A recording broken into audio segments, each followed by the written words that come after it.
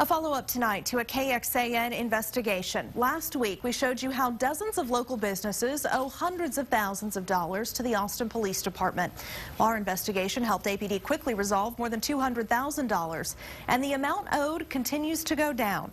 Since our investigation started in February, APD has collected a grand total of $382,722.03, more than $166,000 collected in just the last week.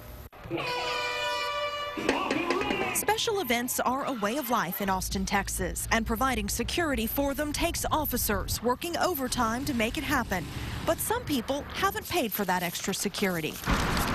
The good news is there are fewer debts owed in May than there were in April, and the total is down from $596,892.15 to $429,901.64. Some companies like Sparks and Cosmic Mammoth Productions got City Council waivers for fees related to their events. $6,958.50 waived. Some old debts were removed from the list altogether because after further investigation, APD determined they weren't actually special events. A $3,000 debt for the Capital Area Council of Governments and almost $15,000 owed by the City of Dallas. $17,960.56 cleared. And other companies paid up, like Motorola and Freescale, the Carosa Foundation, Junior Achievement, and the Frank Irwin Center. $148,582.42 paid. The Live Strong Austin Marathon was on APD's list, even though it had already paid the $13,000 APD said was still owed from its February 2012 event. We're all squared away with APD, and we always have been. Longtime race director John Connolly says they shouldn't have been on the list in the first place. Unknown to us was that there was a second invoice for a smaller amount that was routed to another event management company in town. We didn't know about that until we got a past due notice with the other event company's name on it for our bill. Conley, who also serves on the Special Events League of Texas, says right now APD lacks the resources it needs to keep track of all the billing and permitting for the city's special events. To the City of Austin's credit, they are in the beginning stages of organizing what I think is going to be the model special events office for the state. For now, there is still a long list of debts owed. Number one on the new list is Jag Traffic, a San Antonio-based company nearly $80,000 in the hole for traffic control projects. The company has yet to return calls from KXAN, but their debts go all the way back to 2010.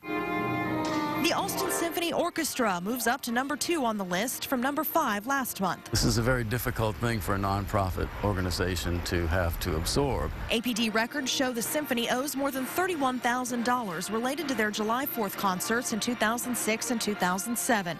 But Executive Director Anthony Carolla says the symphony doesn't owe the money because those concerts were in Zilker Park during years the orchestra thought it had an agreement with the city. Problem is, the only documentation from that time shows the city would cover costs for permitting, not security. They're still carrying this as a debt, and the only way it can get resolved or forgiven is if the city council passes a resolution. But if that doesn't happen, Carolla says, we will find the money some way to take care of the debt because the Austin Symphony always has paid its debts. $31,299.67. That may or may not still be owed. It appears APD is still trying to recover from sloppy pre-2007 accounting practices. Silicon Labs is still on the list, coming in at number 3, owing almost $30,000. But our initial investigation revealed Silicon wasn't responsible for those debts related to the Austin Marathon Relay.